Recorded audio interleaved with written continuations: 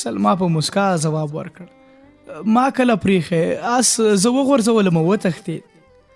ابوالحسن لږ په تنده لهجه ورته وویل ستا روزنه او پالنه په ډېر خراب چاپېریال کې شوې ده ځکه خو ستا اخلاق باید هماغسې وی لکه د عربو د جاهلیت د وخت. خو هغوی د سلګونو بدیو سره میلمه ته هیڅ وخت دروغ نه ویل او زما په دې پوره باور دی چې دغه اس ته غورځېدلی یوازې نه پرېښودي او دا زما په طبیله کې پالل شوی اس دی. یغې یو سرکش دی خو ټګي نه ده زده کړې. رښتیا ووایه تا په خپل لاس قیزه نه ده ترې خلاصه کړې او په زور دې ویرولی او تښتولی نه دی. سلما سترګې ښکته واچولې ویې ویل که ته بده منې نو زه واده کوم چې بیا به هېڅکله دروغ ونه وایم. ته ډېر داسې عادتونه لري چې زما خوښ نه دي. زما څه چې د هر مسلمان نه خوښیږي. زه ستا په خاطر هر بد عادت هېروم. اوس خو تا زما ژوند له خطره وژغوره او پر ما حق لري چې خوښ دې وساتم. ابوالحسن وویل زما د خوښۍ ضرورت نشته. زه غواړم چې ستا خدای له تا نه راضي او خوښ شي. باید هغه عادتونه خپل کړو چې د الله تعالی خوښیږي او له هغه څه نه ډډه وکړو چې د هغه خوښ نه وي. خدای جل جلاله د نیم بربنډو ښځو تګ د نارینهو مخې ته نه خوښوي. سلما ځواب ورکړ جامې خو ما ستا په خبره بدلې کړې. ابوالحسن وویل تر جامو د زړه بدلون ضروري دی. خیر اوس د دې خبرو وخت نه دی. ماښام شو. ستا پلار به ډېر پریشانه وي.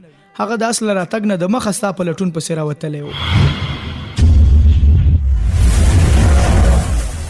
سپوږمۍ راختلې وه. په شپه کې سلما په اس سپره وه او ابوالحسن د اس جلب په لاس کې تر مخ روان و. په لاره کې سلما له ابوالحسن نه د سمندري سفر د د انډیوالانو او د د کورنۍ او نسب پوښتنې وکړې. خو د د هیلې پر خلاف ابوالحسن بې پروا و. سلما ورو ورو پښیمانه هم وه او پریشانه هم. بالاخره یې وویل زما له لاسه ته زیات په زحمت شوې. زه بخښنه غواړم. ته ما ته سزا راکړه خو خفه کېږم ما. دا زما قصور او زه باید پلي لاړه شم. زه پلي کېږم تاسو پاس سپور شئ. دا ځل هم ابوالحسن په سړه لهجه ځواب ورکړ که زما سره دا ویره نه وی چې ته ښځه او له کوم ځناور سره به مخامخ شي نو ما به یوازې پرېښودي او زه له تا سره په دې سفر خوښ نه یم. سلما نوره هم پیکه شوه.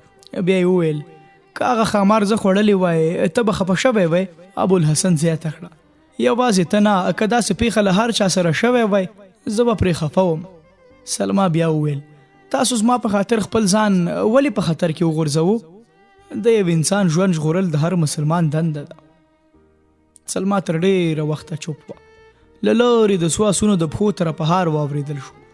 ابوالحسن وویل وګوره هغوی تر اوسه پورې ستا په لټه کې دي. لږ وروسته عبدالشمس او د هغه ملګري راورسېدل. لورې چې روغه ولیده هغه په تفصیل د پوهېدو پروا ونه کړه. د سلما له خولې د ښامار کیسه واورېده او بیا له ابوالحسن څخه مننه وکړه. سبا ته سهار وختي عبدالشمس د خپل کور په بام نه ویښ او نه د ویده په حالت کې د اذان زړه وړونکي تکبیرونه اورېدل. ورو ورو یې سترګې وغړولې. سلما لا په درانه خوب ویده وه. عبدالشمس هغه راویښه کړه او په خپله د هواخورۍ په تکل له بامه کوز شو. ابوالحسن په مخ کې او ملګري ورپسې په چمن کې څادرونه غوړولي او په لمانځه ولاړو. ابوالحسن په زړه وړونکې لهجه سورت فاتحه او څو سورتونه ولوستل. د قرآن کریم آیاتونو د عبدالشمس په زړه کې توپان جوړ کړ. د ګاونډیان عرب هم راغلل او ټولو د خپل قوم د نوي دین پیروانو عبادت ته په مینه کتل. د رکوع او سجدو وروسته تر دوهم رکعت پورې په عبدالشمس د بېخودۍ غوندې حالت راغی. ورو ورو د لمونځ کوونکو په لور ورغی. لږ ودرېد. دوه زړی غوندې شو او بیا د خپلو احساساتو توپان په مخه کړ او له لمونځ کوونکو سره په یوه لیکه ودرېد. د هغه نور ګاونډیان هم د په تقلید په کتار کې ودرېدل. ابوالحسن چې سلام وګرځاوه عبدالشمس او د نورو ملګرو ته یې مبارکي وویله. عبدالشمس او د ملګرو ته یې غېږه ورکړه. د ټولو له څېرو د خوښۍ رڼا خپرېده. عبدالشمس وویل ستا په ژبه کې جادو دی ما ته لږ نور هم واوروه. ابوالحسن ځواب ورکړه دا زما د غږ اثر نه دی دا د خدای جل جلاله کلام دی. عبدالشمس وویل بېشکه دا د انسان کلام نشي کېدی ما ته یې واوروه. ابوالحسن خپل یو ملګري طلحه ته اشاره وکړه. طلحه د قرآن حافظ و. عرب ټول شاوخوا ورته کېناستل. طلحه د یاسین سورت تلاوت پیل کړ.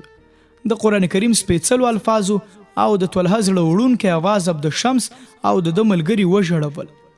ابوالحسن د تلاوت نه وروسته د رسول اکرم صلی الله علیه وسلم په ژوند او د اسلام په مختلفو اړخونو رڼا واچوله او دوی ته د اسلام بلنه ورکړه.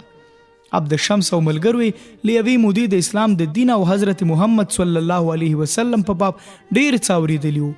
د اسلام حقانیت ته یې غاړه کېښوده او د توحید مبارکه کلمه یې وویله او بیا یې ځان ته د عبدالشمس پر ځای عبدالله نوم خوښ کړ.